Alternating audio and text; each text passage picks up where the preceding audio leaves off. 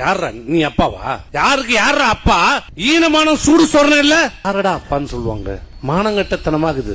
பிறந்த குழந்தை பெண் குழந்தையா இருந்தா பிறந்த குழந்தையில இருந்து மூதாட்டி வரைக்கும் எல்லாருமே அம்மான்னு சொல்லுவோம்.